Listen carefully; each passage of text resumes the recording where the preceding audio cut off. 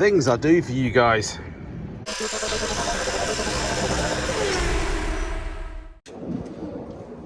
Hello, my lovely. Hello. Let's crack on, get some lights on, tidy up. We're back. Well, it's actually stopped raining. So that's good. It's just a bit cold down here, a bit miserable, and obviously a little bit flooded. But fingers crossed in the next few months, I won't be walking through floods. I'll be driving through them. Anyway, thank you, Malcolm Young, ex-Patreon-ish, and he is a Patreon, but he's having a few problems, and so he bought me these, and some beer as well, and some Hammerite, which was great because we need to paint my shafts. We welded them.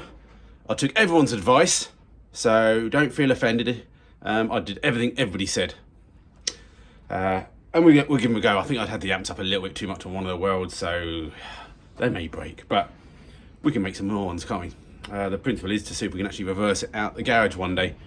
Yeah, so we're going to slap some Hammerite on those, because Hammerite adds strength, if anybody didn't know that. And we'll crack on, because I think what we want to try and do is get the gearbox off and try and fix a clutch and see if we can get the clutch back in and maybe even work. We'll just see how much time we got. But yeah, thank you for all your support. Don't know what I'm having for dinner yet. I'm still going to think of that during the video.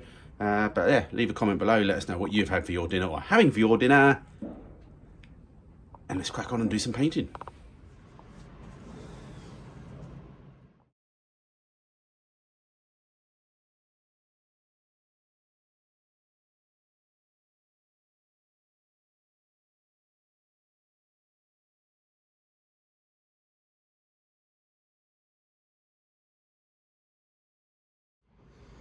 Alright, used hand paint because it's stronger, and also used a hammered finish as well because again, everyone knows that's stronger on drive shafts than the non-hammered finish paint.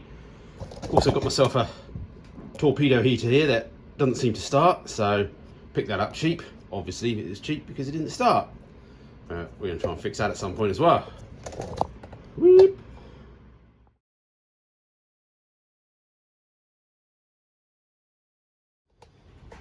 Well, if you boys and girls remember, I buggered the pilot spigot bearing, whatever you like to call it. Gets a bit more light there, in there. So I ended up buying some more bearings, which I hope are right.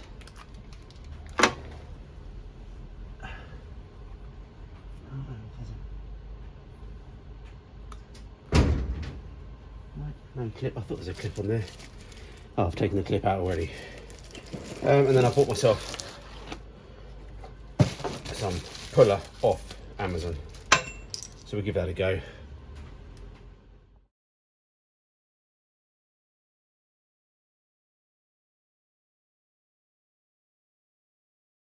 Okay. The problem I've got now is this puller works fine for a bearing that's there, incomplete. This one was smashed out, and so basically I've only got the outer cage, the outer bearing part, and I can't get the jaws behind it because there's a step in the flywheel, which obviously I don't really want to take the flywheel off because I've torqued all those down now, because then I could maybe get from behind and tap it with a hammer. Okay, we're getting there. A couple of sockets to extend it slightly, and doing it, there's like a pin that goes down which pushes the levers out, and I've managed to sort of tighten that right up so it gripped just where the balls rub. Boom! Let's see if we can not feck up the next one. Alright, bearing pushed in, put this little retaining clip in, making sure that it's in its groove. Yeah, spinning. Alright, now we need to see if we can find out any clutch bolts and bits and bobs and get the thing on there. I might do a couple of more measurements.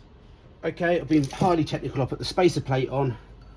I put an old welding rod across there to the face of the flywheel. I've measured back to the spacer plate, give or take 3.5 then I've measured to the bearing, give or take, 1.5, so that's 3.5, so it's 1.5 centimetres, or 2 centimetres, anyway. I've got the distance now, how far this bearing away is from the face of the spacer plate. I can then, where are we,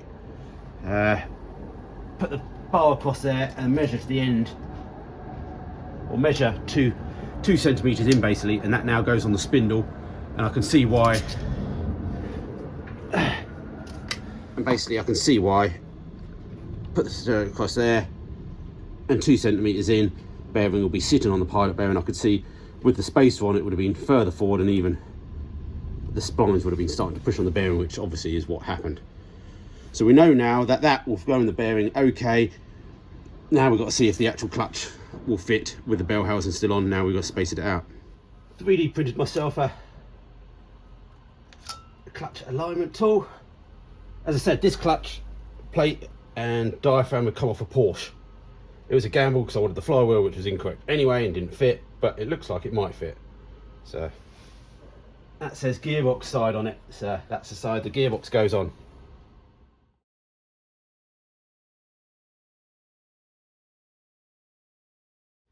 Okay, that's on, talked up to some random figure off the internet. Whether they're supposed to be 90 degrees and all that sort of rubbish, but anyway, it's on. As I said, the car's only got to pull out the garage. So yeah, let's try and put the gearbox back on. All because I didn't do the spacer plate and the flow spacer. I've even cut down gearbox bolts to make sure it could fit later on without the spacer, but now obviously I didn't even need to cut them down.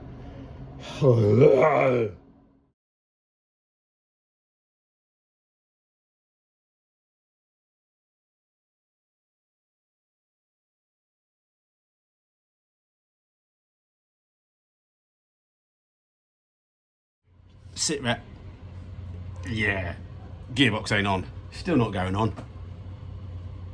I think may have to admit defeat that actually the Porsche clutch I bought isn't the right one for this.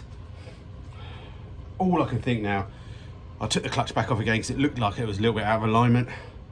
Popped it back on again, looked spot on, and it's still just not going on, which is weird because when I didn't have the space on, it wasn't going on, but then maybe it wasn't going on that much. So I can't see how, but I'm guessing that the diaphragm there is just too big for this gearbox, and obviously it's for Porsche.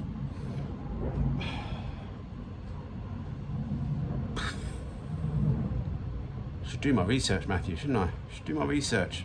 Don't do that. Learn from Matthew. Don't be a Matthew.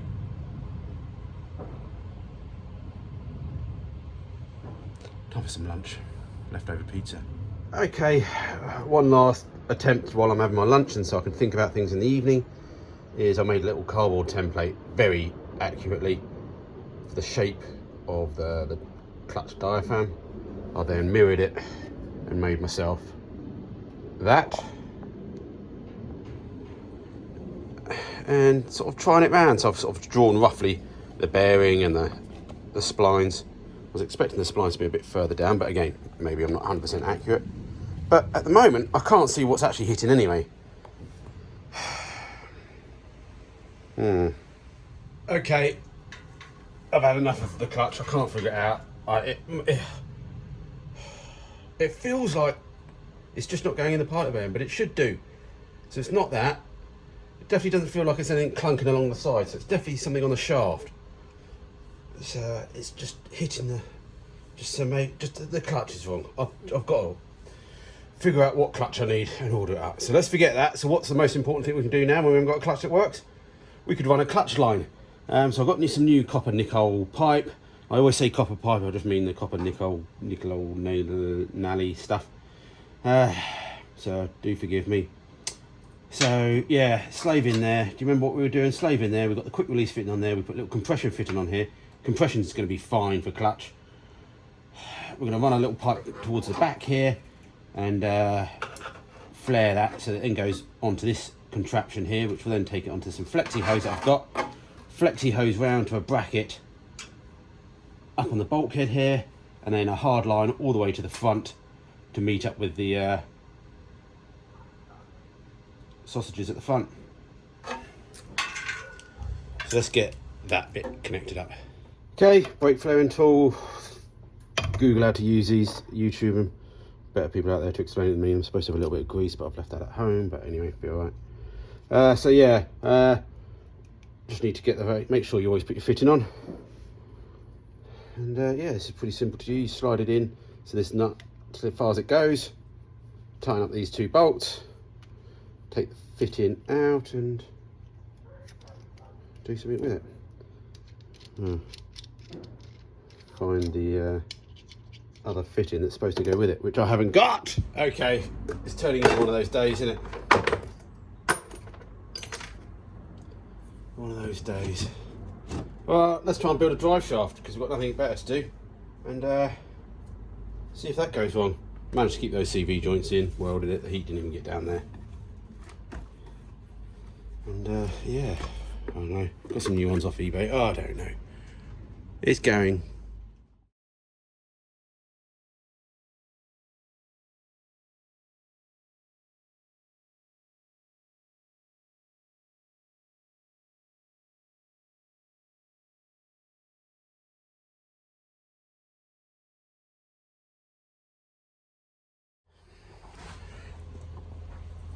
Yeah, it's one